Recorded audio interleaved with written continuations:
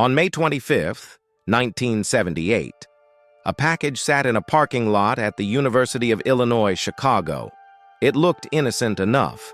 Brown paper wrapping, neat handwriting, a return address from Northwestern University.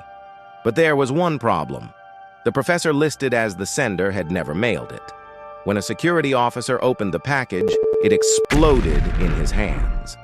This was the beginning of America's longest and most expensive manhunt. For nearly 18 years, a ghost would terrorize the nation.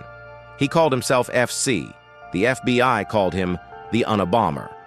And he would prove to be one of the most elusive criminals in American history. But this isn't just a story about a bomber. It's about how one man's manifesto, a brother's conscience, and a team of determined investigators finally brought a domestic terrorist to justice. And it all started with something as simple as the way someone used words. Ted Kaczynski didn't fit the profile of a terrorist. Born in 1942 in Chicago, he was a mathematical prodigy. By age 16, he'd enrolled at Harvard University. By 25, he was an assistant professor at UC Berkeley, one of the youngest in the university's history. His colleagues described him as brilliant, but withdrawn. Students found him difficult to understand, not just because of his complex lectures, but because he seemed uncomfortable around people. In 1969, without explanation, Kaczynski resigned from Berkeley. He walked away from a promising academic career and disappeared into the Montana wilderness. He bought a tiny plot of land near the town of Lincoln, built a 10 by 12-foot cabin with no electricity or running water, and cut himself off from modern society. His neighbors remembered him as odd, but harmless, a quiet hermit who kept to himself. What they didn't know was that isolation was feeding something dark inside him. Kaczynski had developed an all-consuming hatred for modern technology and industrial society. He believed that technology was destroying human freedom and the natural world. And he decided that the only way to wake people up was through violence. That first bomb in 1978 injured a security guard. It was crude, built from materials you could find at any hardware store, packed inside a wooden box. The FBI had no leads, no witnesses, no idea who they were looking for. Then, a year later, another bomb.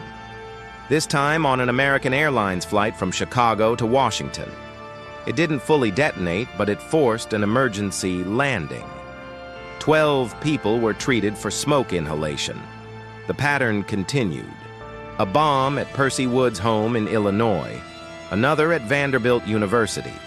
Each device was more sophisticated than the last, each attack more carefully planned. The target seemed random at first: universities, airlines, computer stores, but there was a method to the madness. Kaczynski was targeting symbols of technological progress, people he believed were advancing the industrial system he despised. The FBI formed a task force. They called the case UNABOM, short for University and Airline Bomber. It would eventually become one of the most intensive investigations in Bureau history, involving more than 150 full-time investigators and costing $50 million. But for years, they had almost nothing. The bomber left no fingerprints, no DNA. The devices were handmade from untraceable materials, wood scraps, household chemicals, batteries. He was meticulous, almost obsessive in covering his tracks. Witnesses occasionally reported seeing a man in a hooded sweatshirt and aviator sunglasses near bomb sites, but the descriptions were too vague to be useful. December 11th, 1985, Sacramento, California. Hugh Scruton, the owner of a computer rental store, spotted a block of wood with nails sticking out of it in his parking lot. When he bent down to move it, the bomb hidden inside exploded. Scruton died at the scene. The Unabomber had claimed his first fatality. The investigation intensified, but Kaczynski stayed ahead of them. He'd stopped bombing for months, even years at a time, letting the trail go cold. Then, just when investigators thought maybe he'd stopped, another device would appear. In 1994, an advertising executive named Thomas Mosser was killed by a package bomb at his home in New Jersey. In 1995, timber industry lobbyist Gilbert Murray opened a package at his Sacramento office. The explosion killed him instantly. 3 people were dead. 23 more had been injured. And the FBI was no closer to catching him than they'd been on day 1. The Unabomber was a phantom. No clear motive, no demands, no pattern they could predict. Some investigators wondered if they'd ever solve it, but Kaczynski wasn't satisfied with just bombs anymore. He wanted to explain himself. He wanted the world to understand his philosophy. In June 1995, the FBI received a letter. The Unabomber promised to stop bombing if major newspapers would publish his manifesto. A 35,000-word essay titled Industrial Society and Its Future. It was an extraordinary demand. Terrorists didn't usually negotiate, and publishing could set a dangerous precedent. But with lives at stake, the FBI made a decision. That September, the Washington Post and the New York Times jointly published the manifesto.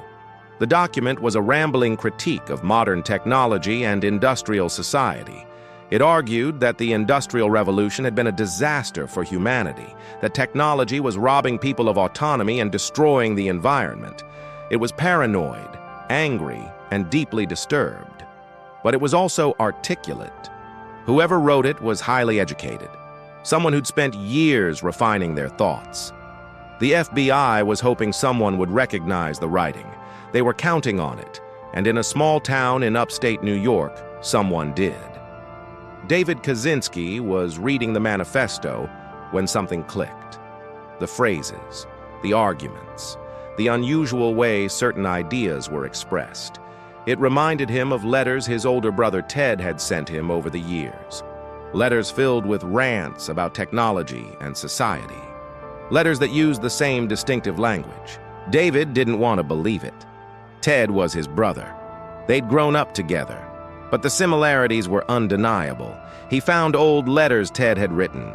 He compared them to the manifesto. The more he read, the more convinced he became, and the more horrified.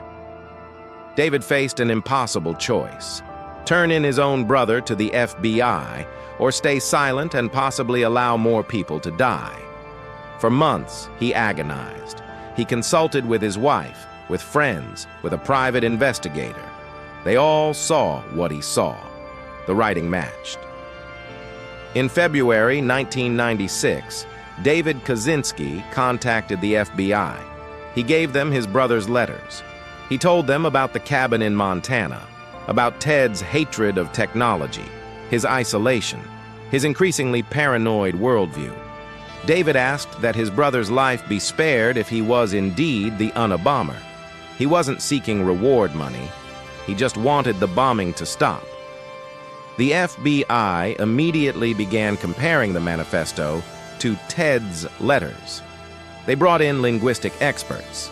The analysis was striking. Both texts used the same uncommon phrases. Cool-headed logician. Eat your cake and have it too, instead of the more common, have your cake and eat it too. The same grammatical quirks, the same argumentative style. It was enough for a search warrant. On April 3, 1996, FBI agents surrounded the small cabin outside Lincoln, Montana. When they knocked on the door, Ted Kaczynski answered. He was 53 years old, thin, bearded, wearing worn-out clothes. He looked like any other mountain hermit.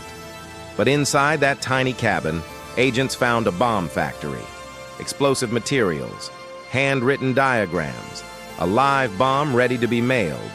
And most damning of all, they found the original typed manuscript of the manifesto, along with detailed journals documenting every bombing. Page after page of meticulous notes describing his targets, his methods, his thoughts before and after each attack. Ted Kaczynski had kept receipts. He'd recorded everything. In his twisted mind, he was conducting a campaign, and campaigns needed to be documented. That obsessive need to record his own history became his downfall. The evidence was overwhelming, but Kaczynski wasn't going to make anything easy. He wanted to use his trial as a platform to spread his anti-technology message. His attorneys wanted to argue that he was mentally ill, that his years of isolation had driven him insane. Kaczynski refused. He didn't believe he was crazy. He believed he was right. In January 1998, facing the death penalty and unwilling to let his lawyers present a mental illness defense, Ted Kaczynski accepted a plea bargain. He pleaded guilty to all charges, 8 life sentences without possibility of parole. He would spend the rest of his life in a maximum security prison. At his sentencing, victims and family members faced him. They spoke about the pain he'd caused, the lives he'd destroyed, the fear he'd created. Kaczynski showed no remorse. He remained convinced that his actions were justified, that he'd been fighting for something important. David Kaczynski's decision to turn in his brother saved lives, but destroyed their family bond. Ted has never forgiven him. The case proved that even careful criminals leave traces, and language patterns can crack cases wide open.